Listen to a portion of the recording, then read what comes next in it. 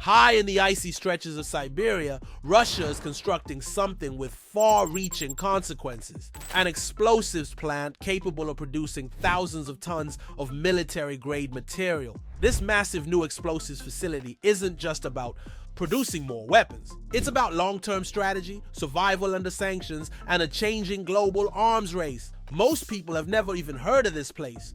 But today we're going to uncover how a seemingly remote site is quietly becoming one of the most significant military assets in Russia's arsenal. Stick around, because by the end of this video, you'll understand why this project is about, far more than bombs, it's about future-proofing a war machine. Today we'll take you on a deep dive into the strategic significance of the Biysk Oleum Plant, why Russia chose to build this facility in the middle of Siberia, the scale of production, and what it really means for the war effort, and other interesting issues you shouldn't miss. Let's start with the heart of the matter. The Biysk Oleum Plant, commonly referred to as BOZ, nestled in the town of Biysk in the Altai Krai region of Siberia. This facility has historically played a role in Russia's chemical industry, but today it's taking on a new life, and a much more dangerous one. According to a detailed report by Reuters, this plant is undergoing a major transformation. It's been equipped to produce up to 6,000 metric tons of high explosives every year. We're talking about advanced military-grade compounds like RDX, Research Department Explosive, or HMX, both of which are key components in everything from artillery shells to missile warheads and improvised explosive devices. To understand the scale, let's put it this way. That's enough explosive material to supply millions of shells, bombs, and missiles. This isn't just a production boost. It's a strategic step toward independence in arms manufacturing, and perhaps a warning to the rest of the world. But why now? Why is Russia ramping up its domestic arms production in such a remote location? You might think it's odd to build something this significant so far from Moscow or the front lines of the Ukraine war. But in fact, Siberia is the perfect place for a project like this. Let's break it down. First, its remoteness offers security. Ukraine has successfully launched drone strikes deep into Russian territory, hitting ammunition depots and industrial sites. These attacks have disrupted Russia's war logistics. But a factory located thousands of kilometers away from Ukraine's border is not just difficult to reach, it's practically untouchable. Second, this remoteness also shields the plant from foreign intelligence and sabotage efforts. With fewer access points and limited foreign presence, Siberia becomes a natural fortress for strategic military operations. In times of conflict, that kind of security is worth more than gold. Third, by moving such critical infrastructure into the Russian interior, the government is decentralizing its defense network. That makes it harder for foreign powers to deal a devastating blow to their production capabilities with a single strike. In essence, this isn't just a factory, it's a carefully calculated part of Russia's strategic defense doctrine.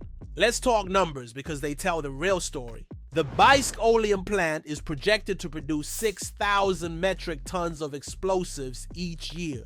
That's not a typo.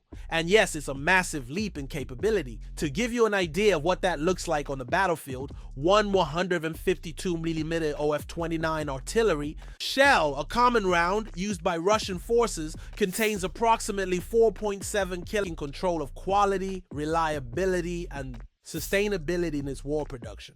That's a big deal when you're in a grinding conflict with no end in sight.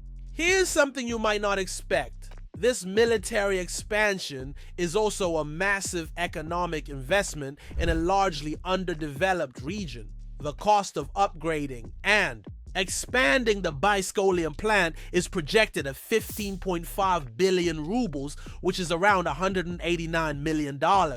That's no small sum, especially considering Russia's constrained economy due to global sanctions. But where exactly is all that money going? Job creation is a major outcome, with hundreds of skilled and semi-skilled positions opening up in fields like construction, logistics, and chemical engineering. These new opportunities are vital for the local workforce and economy. Alongside this, significant infrastructure upgrades are underway. Contractors are actively involved, which strengthens regional supply chains and boosts the overall industry. This initiative goes beyond just weapons production. It aims to transform Biysk from a quiet Siberian town into a thriving military-industrial hub. The project carefully balances national defense needs with efforts to improve local living standards and economic resilience, creating a dual-benefit strategy that supports both security and development. What's next? We've seen how this facility's output could replenish Russia's artillery stockpile and even replace unreliable imports.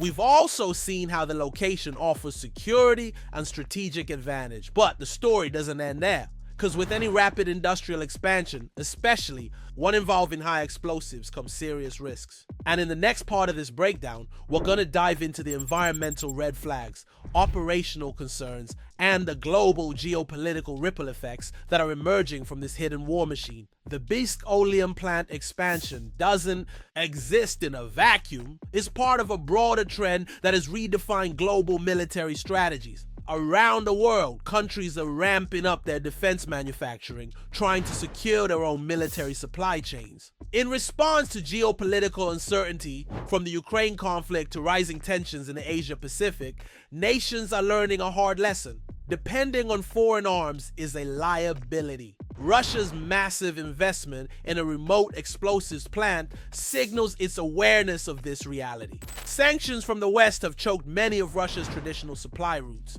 In the past, Moscow relied on imports for everything from precision components, possibly more dangerous form of military independence. Now imagine this: if Russia successfully removes its dependency on foreign munitions, how might other countries react? Could this spark an arms manufacturing race? Would it encourage nations to double down on stockpiling? These are the uncomfortable questions that analysts are starting to ask. What makes a plant like Biysk especially powerful isn't just its size or output, it's also the kind of explosives it produces. We're talking about high energy materials like RDX, cyclotrimethylenitramine, and HMX, high melting explosive, which are the backbone of modern artillery, precision guided weapons, and even some warheads. These aren't your average explosives. RDX and HMX are favored for their stability, high detonation velocity, and reliability under extreme conditions. They're ideal for a wide range of military purposes, from bunker-busting bombs to airdropped munitions and torpedoes. Producing them at scale is not just an advantage, it's a game changer. Most countries that manufacture RDX do so with strict controls, environmental oversight, and supply chain dependencies. Russia, however, seems willing to skip the red tape in favor of rapid output. That could mean a faster route to stockpiling weapons, but potentially at a higher environmental and human cost. Add to this the automation and modernization of the facility, and you get a glimpse into the future of warfare logistics. Imagine AI-driven machinery monitoring explosive production 24/7, vastly reducing labor errors and maximizing efficiency. If implemented correctly, the Biysk facility could become one of the most technologically advanced munitions hubs in the world. The environmental risks of this project. Is IDE a ticking time bomb? Now let's shift gears and look at the darker side of this development. As mentioned earlier, a smaller scale expansion of the Biysk plant in 2020 raised red flags. Russia's own environmental oversight agency reported that the facility didn't meet required safety and ecological standards. That's a huge problem. Explosives like RDX are highly toxic, both to humans and to the environment. When improperly handled or stored, they can seep into groundwater, damage surrounding ecosystems, and even poison nearby communities. Unlike other types of manufacturing, you can't afford shortcuts when it comes to explosives, because the consequences can be catastrophic. So the big question now is, has Russia learned from past mistakes? Or are they rushing this expansion without securing the necessary safeguards? There's little public transparency around the current project. No official environmental assessments have been released, and few independent watchdogs have been granted. Excess.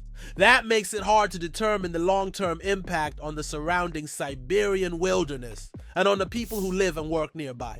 And let's be honest, when secrecy and speed outweigh accountability, accidents are bound to happen. What does this project mean for Ukraine and NATO? For Ukraine, this development could signal a worrying trend. Ukraine has been relying heavily on Western support for artillery shells and military supplies. But that support isn't infinite, and is often subject to delays and political hesitation. By contrast, Russia is racing ahead with building its own manufacturing capacity. That means more reliable supply chains, fewer delays, and a more sustained rate of firepower on the battlefield. If the Biysk facility meets its production goals, Russian troops may never again need to depend on inconsistent or low-quality imports from countries like North Korea. NATO, meanwhile, faces a strategic dilemma.